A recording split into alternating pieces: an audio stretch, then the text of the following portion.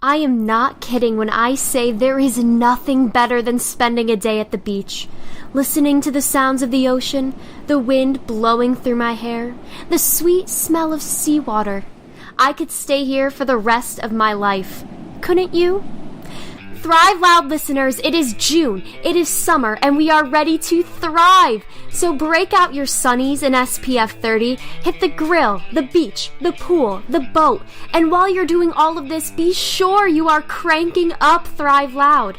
This summer is packed full with 3 to 4 episodes a week, lots of awesome minisodes, and even more celebrities, entrepreneurs, CEOs, you name it, we got it. Make Thrive Loud your ultimate podcast destination all summer long. We promise you will not be disappointed. And stay tuned for new and exciting things coming soon to Thrive Loud.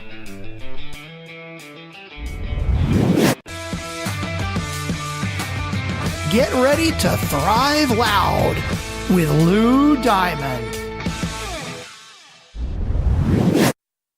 Welcome, everyone, to another episode of Thrive Loud with Lou Diamond, connecting you to the most inspiring and amazing people that are thriving each and every day. I'm your host, Lou Diamond. Today on Thrive Loud, I bring you co-founder of Forbes Impact and 2 mission-driven agencies that we will talk about, an advisor to several companies and select rebels and governments around the world, not necessarily related. He's a recovering lawyer, a former American diplomat who now backs entrepreneurs solving our world's biggest and chewiest problems. Thrive Loud listeners, coming to you somewhere between Atlanta, Georgia, and Brooklyn, New York, Mr. Brendan Doherty. Brendan, how are you today? Lou, man, good to hear your voice. It is good. And we met in New York City, hanging out with some really cool people. I got to hang out with the people that you hang out with all the time because they're just like the definition of the most connected folks I've ever met.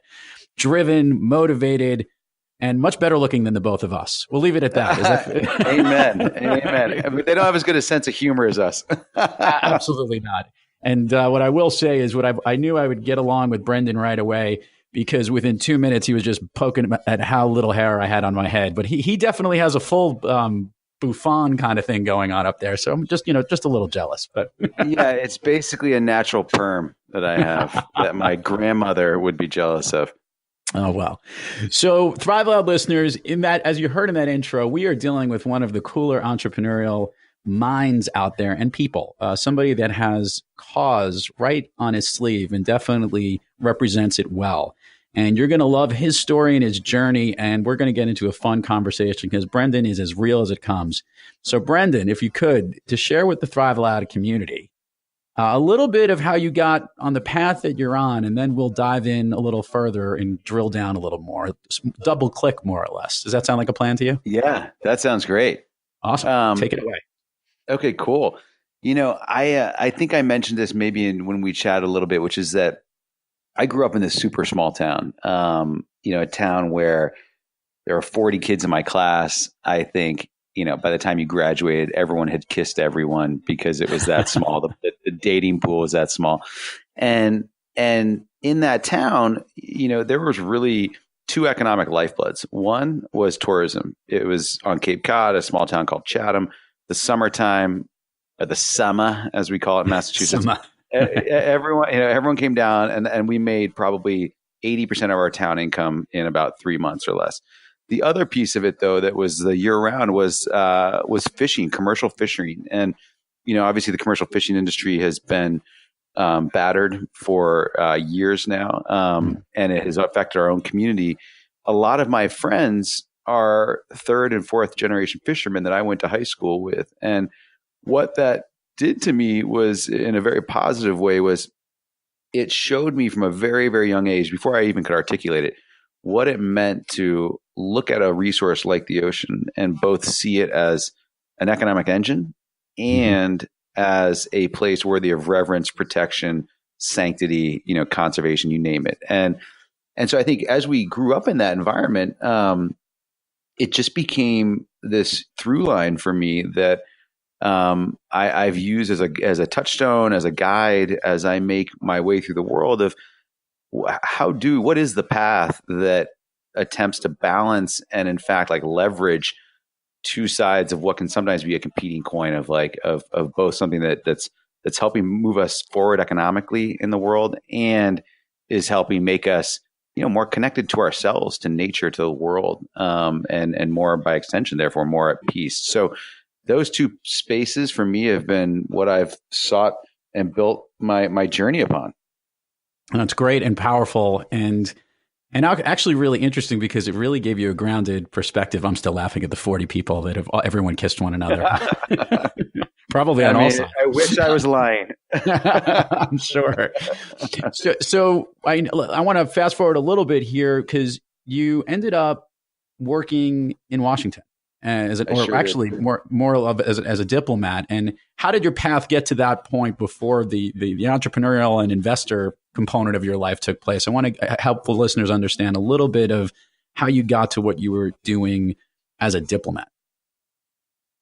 So for me, it came out of I was living in San Diego, and I had been doing all these things from bartending to teaching sailing to teaching scuba diving, things that felt very exciting and exploring the world type feel.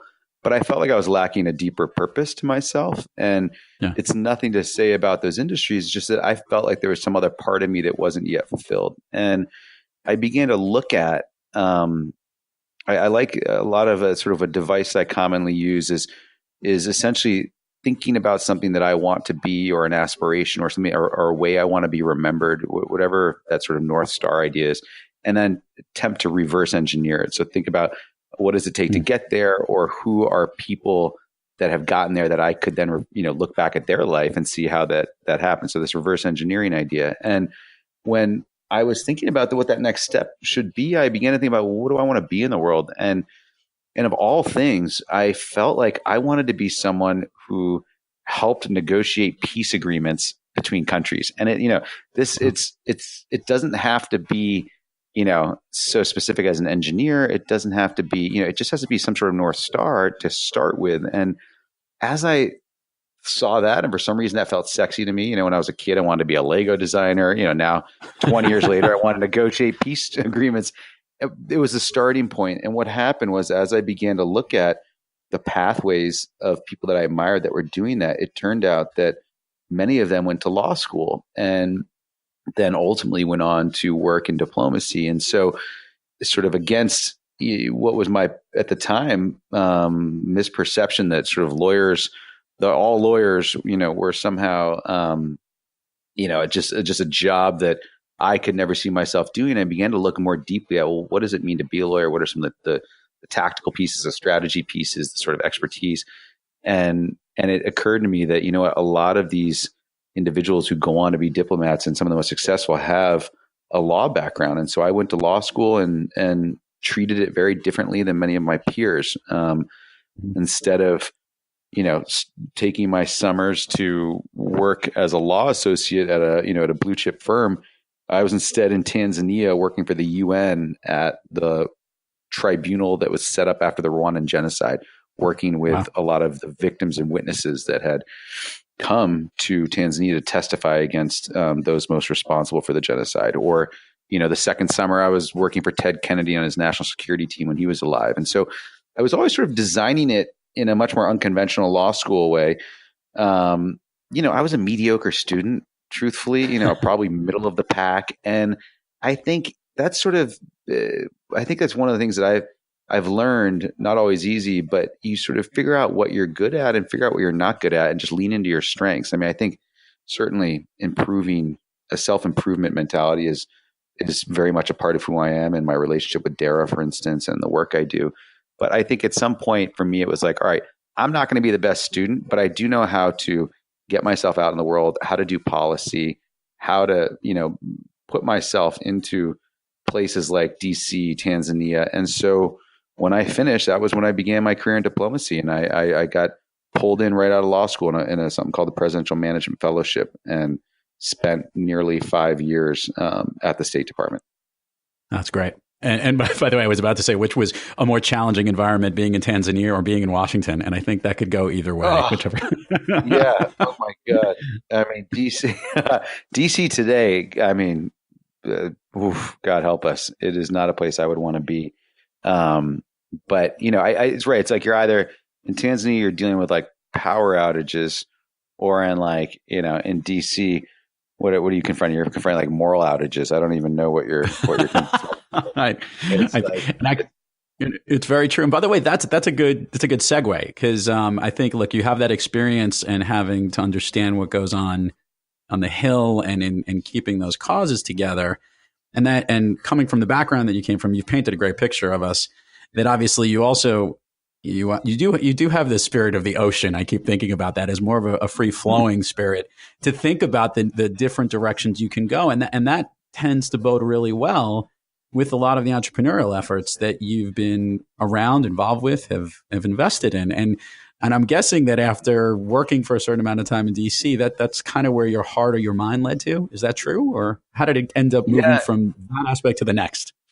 I think you're right. I think there's a certain amount of you talk to anyone who's been wildly successful, and if they have any bit of humility in them, they will tell you that luck has played a part, and that also taking opportunities that come up that aren't necessarily straightforward, but are more of a zig or a zag, and actually help, sort of capitalize on something that wouldn't have otherwise happened if you were sort of following this very direct linear path. And that's always been my, my strength, or at least my preference. And so when I left government, I did something that was sort of pretty daunting, and also what turned out to be extremely clarifying for me, which was that I set out 4 essentially filters that I would use to determine whatever it was I did next. So when I left, I left after the first term of the Obama administration, when a lot of my friends were,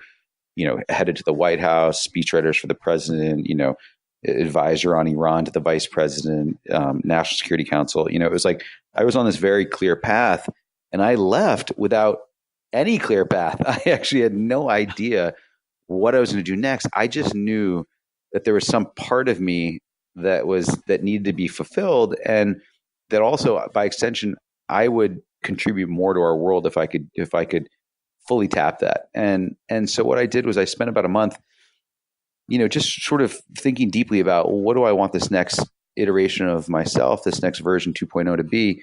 And what I determined was 4 things was that would guide every decision I was going to make for myself. And one was I wanted to be more creative.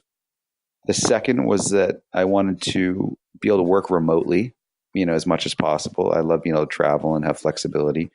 The third was that I wanted to be able to build something of my own. That meant a company. And then the fourth was I wanted to focus on like clean technology and sustainability. And right. And what was so interesting was that I had never built a company of my own. I did not consider myself creative. I had no expertise in clean tech or sustainability. I figured I could work remotely, but essentially with those 4 things, I kind of disqualified myself from about 90% of the things I was actually qualified to do.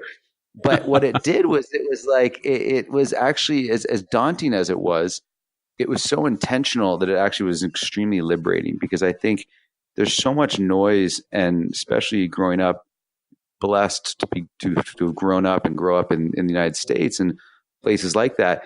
There's so much abundance of opportunity, and it's certainly not available to all in the same ways. And I think that's something worth fighting for, and I do.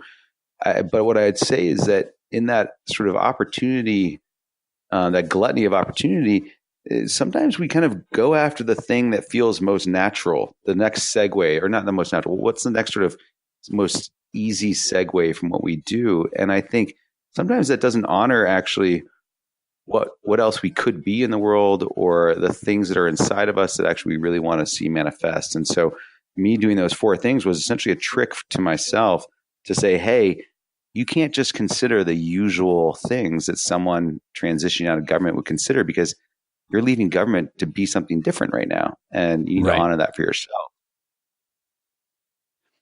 Did you enjoy this transition? And I say that because when everyone who's listening to this, and the typical Thrive Loud guest is not typical. They always have something unique about them that is really making them thrive in their business, their passions, and all the things that they're around. So that move obviously must have been scary, but also exciting.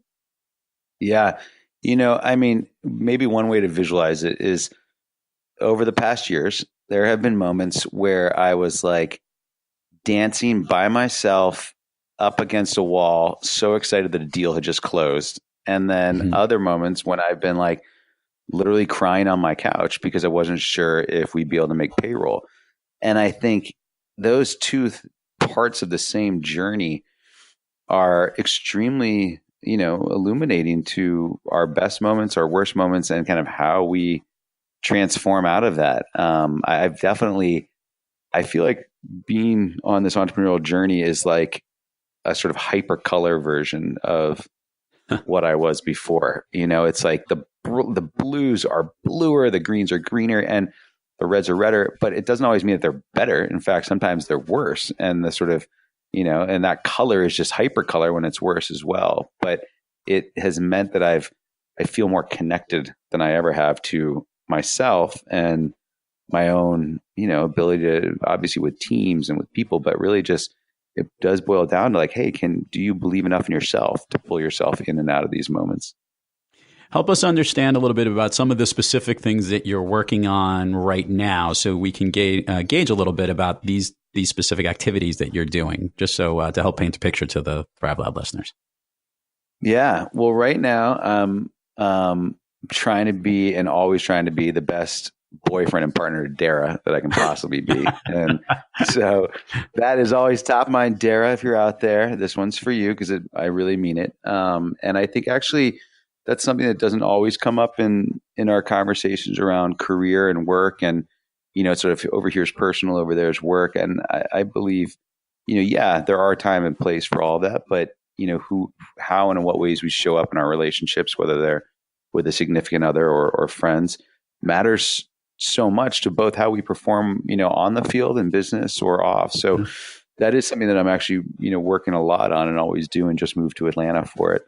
And then, the two things that are sort of highest priority for me right now in the workspace would be building Forbes Impact, and then second, I just came on as a general partner with Startup Runner Capital, and so I'm really helping them as well with their second fund. So for the Thrive Loud listeners, because Forbes Impact is pretty cool, paint a picture exactly what Forbes Impact is, because I think our listeners would really connect with what that is. Yeah, I mean, at its most simplest, Forbes Impact is a community of people who want to align our capital with our values. It's this idea that it's no longer okay to be an oil baron by day and a philanthropist by night. We live these incredibly integrated lives. We, for better or for worse, we can't hide them, with smartphones, with all the different ways in which we're connected, and that we're able to look behind the curtain, not just in our personal lives with Facebook, but also to companies, to supply chains, to really see what's happening. To be in this world today is to sort of say, hey, like, I now have the opportunity to actually say, what do I care about in the world? What are the problems I want to solve? And how do I reflect that in my investing, in the companies that I'm building and the companies I'm supporting? And so Forbes Impact is specifically to say, hey, let's bring together a community, a really diverse community. We've got, I created the Forbes Impact Advisory Board for us with my co-founder, Paul, and it's 70% women. It's about half Latina, African American, and at least 2 are openly LGBTQ. And that diversity is sort of the heart of our community. And when you layer onto that a diversity of background and narrative, we have people in the community that are pro athletes, that are musicians, that are family offices and next generation wealth holders, that are CEOs, founders. We've really created this incredibly dynamic and diverse community, but we all are connected around this idea of how do we transform our economy to serve its most vulnerable. And that, and that could be the earth, that could be, our community, that could be the world. And we've partnered with groups like the Vatican to help us do this. We've partnered with the Winston House, which is this unbelievable music company out in LA that pulls in some of the biggest talent in the industry right now. So we've got some very unconventional partnerships, and also a much different looking community than what is already out there. And our whole mission is to scale impact investing. Yeah, no, I like it. And I'm just laughing because I was recently And a client of mine was having this same thought about doing business with the people they want to do business with. And this had to do with without saying their names, but a large delivery service company that might have had a take on the use of, gun rights that might be a little bit different than other people have. And they were deciding whether to do business with this large partner, even though it might be more costly to do it with someone else. And, the comment that came out was that if this conversation had taken place just a few years ago, there wouldn't have even been a question. It only would have been a bottom line decision. What I like and what I'm seeing in businesses is that impact for your community, for the world, is taking place inside organizations on this same level. So they're actually considering it because it means so much to everybody. And it really means who you're associated with, to exactly all the points you made, that making sure that you're doing business with people that are impacting the world in the right way is how you want to be doing business. And I think that is incredibly powerful and exactly what Forbes stands for and Forbes Impact stands for and what you're all about. And I think it's seeping, if you would, into not only the entrepreneurial world, but into the traditional one as well. Yeah. And, Lou, I couldn't agree more. And I think what I'd even say too is that not only, in an example like that where, it's like, hey, maybe I need to pay a little extra to reflect my values because, in fact, there's probably externalities or other costs that are not factored in. And that's why the product is actually, sort of more sustainable or more socially, sourced or whatever it might be. But I think the next level, which to me is even more fascinating, is, actually at the end of the day, building companies, building enduring brands. Let's just call it that. The brands of the future. If you look back at, what were the top 50 brands by market cap over 10, 20, 30 years. I mean, it is like shocking how quickly they change. And I think when we're in the moment, we think, these big companies that, they're big when I was born, they're going to be big, over the long haul. But obviously that's changing, constantly and exponentially right now. But what we find is that, in fact, the companies that are, that are doing, sort of thinking about like, hey, what are our values? How do we reflect them in our products and our processes? They're the ones I think actually are going to outperform and are in fact going to de-risk they're going to be less prone to come down. Like, you mentioned guns. I mean, Remington just filed for bankruptcy, right? Yeah. I mean, the idea is like, even some of these companies that are out there, either we don't agree with them or they're companies we love, but they're not thinking through the different impacts of their brands. I'd say actually it's a longer term risk. And, Larry Fink, I think, would agree as well. I mean, he put that letter out that talked just about that, building long-term value companies. You've got to think about what the impact is. And it's not just because it's doing, you have a bleeding heart. It's because actually it's what the market will probably, help shape whether it rises or falls. So I love asking this question to the guy who tries to deal with some of the biggest and chewiest problems. And as everyone, we kind of know where the answer is going to lead, but maybe there's more behind it. I ask most of the guests on Thrive Loud, when you have trouble thriving, who do you turn to or what do you turn to get yourself back on the thriving track? One is meditation. I have a practice that I fall on and off the wagon, like every practice, I suspect, where, some days I've got my, I'm doing it every week, daily, and it helps center me. It helps sort of ground my emotions. But when I really sense that I'm not thriving, it's usually because I'm not meditating. And that's a real concrete thing I like to do. And then, the other part of it too is, walking. I try to take as many phone calls, as I can walking. And I think it's because I just can, I don't know if it's like you or any of your listeners, but I sometimes just find myself, busting chops, or not busting, busting it out of my computer. And then suddenly I just haven't even moved my body. I don't even know how it's just been this, this one position. And when I'm not in that moment, I realize, you know what? I got to get out and move. I got to feel these joints move. I got to hear them creak. I got to, run with them. So I'd say meditation and just a good old fashioned Gandhi-esque walk with more comfortable shoes, I would imagine. Maybe just a little. The sandals might flip up a little bit. No, barefoot only. That's barefoot only. You got to be austere about it. Yeah. I was just saying, you've now just moved into Atlanta. You're going to have to not go too far away to go meet former Thrive Loud guest Jesse Itzler, who runs when he does this. His big thing is going in for a run. Now this is a guy that ran a 100-mile race, so you walking, him running, he'll probably lap you a couple of times if you have a conversation. Yeah, so. This is the guy that hired a Navy SEAL to live with him and his family for a month, and then wrote a book on it. I mean, I think I might put on my trainers for that. I might not show up barefoot. No, it's so true. So let's tap into this here, because before I get to this, because I'm so curious. At the time of the recording, we're a few days away from you heading over to the Vatican and speaking there. Share with the listeners what you're going to be talking about at this. This would have already happened at the time we launched this episode, but I think it's pretty cool, and I'm very curious, really curious to hear who you're connecting with and what it's about. Yeah, I'm really excited. I'm grinning right now.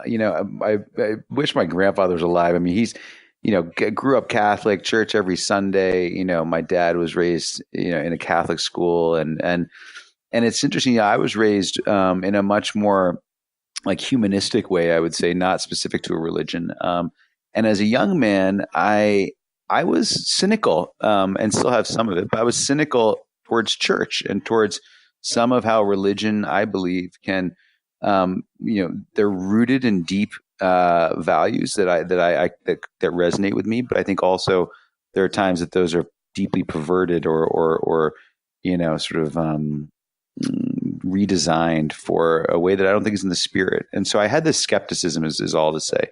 And as I got older and began to see things, began to know, began to have friends that were deeply religious and who I really admired, I began to look at it differently and began to see, what?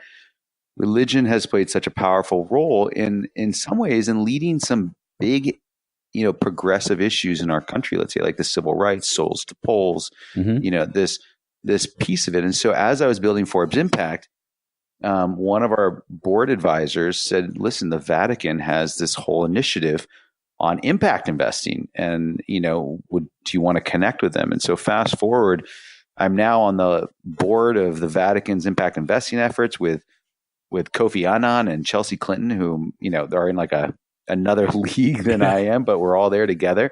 And we're also essentially, helping, as the Pope Francis would say, redesign the economy to serve its most vulnerable. And so in about 10 days, I'm headed over there. So actually be my second time speaking there.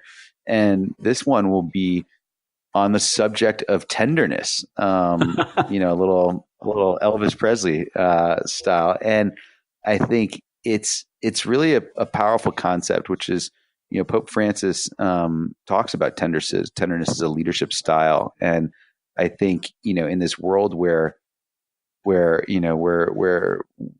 continue to evolve on what does leadership mean and how to best move people. I think being both tender with fortitude, this idea of mixing the two, I think is a really powerful concept. So I'm going to go there to talk about what does tenderness mean in leadership and entrepreneurialism and in impact investing and building businesses and government, things like that. That's just awesome. And I'm thinking about Pope Francis because the Catholic Church has had a beat down, if you would, over maybe the last 15 to 20 years, probably since Pope John Paul II passed away. And I saw something recently that he might soon have the highest Q score, which is that combination of popularity and likability. It's an advertising thing, Oh, wow. Yeah, totally. He is totally. I mean, he's one of the most open-minded, likable people. And I saw something recently about a marketing campaign. It may have even been on 60 Minutes of how they're trying to market the Catholic Church even better than they have. And he's obviously a great linchpin for that. And he is such a tender man. When you see him speak, I can totally get that. It's a great, and that's going to be a fun topic. So kudos to you, man. That's pretty awesome. Thank you. Let's get some pictures there and make sure I see a couple of copies there. Deal. I will. This is a quick secret. Yeah. I wore mala beads into my last talk at the Vatican. So I'm bringing a little Buddhist, Buddhist Catholic harmony. I think it's something someone once wise said to me that, religion isn't the brand that is behind it. It's what's in your heart. And, what you believe is an important, powerful thing. So as fun as this been, give me all of the plugs on where we can learn more about Brendan Doherty and all the different initiatives you have going on, anything you want to share at this particular point. This is your chance to plug Brendan and with the whole Thrive Loud world. Yeah, would love to have you come see us at Forbes Impact. Google that. It's the top, 5 results are all Forbes Impact when you just type that in. And so that's an incredible community. And there's lots of different ways that people can plug in. And we want to be the home that really inspires people to transform our economy so that it serves our most vulnerable, but also delivers the returns that, that economics are born on. And then Startup Runner Capital is an extraordinary group that is funding some of the most purpose-driven entrepreneurs in our world who are building growth companies in our communities. And I'm really excited about the partnership with them. And then come catch me back on Lou's show whenever that may happen again. Well, we will definitely air it for sure, and we'll put all the show notes for you. And I will tell you, I've hung out with this guy just for a couple of hours and also the pleasure to interview him as well. And he's the real deal. If you haven't figured it out from our conversation here, Brendan, we need more people like you everywhere in the world. I think, because you are making an impact and you are that master connector. So we love having those on Thrive Loud. So we love to also learn a little bit more about great guests like you. Brendan Doherty, your all-time favorite movie. Oh, man. I can't even remember what I said. I think what I said was that I love documentaries because I feel like fact is often far more strange than fiction, and that what Werner Herzog creates in his documentary world is just one of the most surreal and incredible sort of human condition ones. So like Grizzly Man and that one about sort of at the edge of the world in Antarctica. And then, it's funny, Dara recites all of the sort of quotes from like Mean Girls and Dumb and Dumber and, sort of that anyway, the point is like, I am the worst at remembering movie quotes or movies for that matter. What I do remember is being 17 and really stoned in the theater and crying when Keanu Reeves told everyone there was a bomb on the bus on the movie Speed. So I don't know how that happened. It's not one of my best moments, but I will say that it's somehow I remember that. That might be the best answer of all time answered for this question. I love it. There are no wrong answers with it. It's always a lot of fun and just hearing us talk about things that we could all relate to and Speed. Yeah, I'm sure your audience can all relate to crying during the movie Speed because that had to be one of the top dramas of our generation. I'm being facetious. Yeah, obviously, but great stuff, man. Brendan Doherty, you are a true gem, man, and thank you so much for coming on the show because this is fun. I know our listeners will love this, and it's always a pleasure to connect with you, man. Great to catch up. You too, brother. Thanks for having me. Look forward to catching up soon. You got it, man. And to all the Thrive Loud listeners out there, keep thriving onward and upward, and remember, be brief, be bright, be gone. You've been listening to Thrive Loud with your host, Lou Diamond.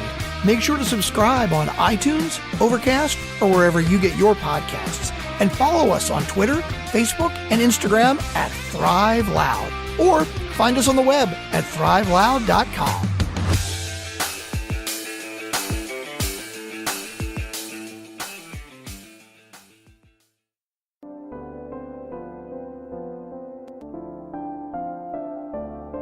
Have you been boring yourself with uninteresting podcasts made by monotone and overly serious people? Are you tired of hearing the same stuff every day on NPR? Then please consider helping us on our mission of making Thrive Loud the #1 business podcast. Because, well, let's be honest, we're #1.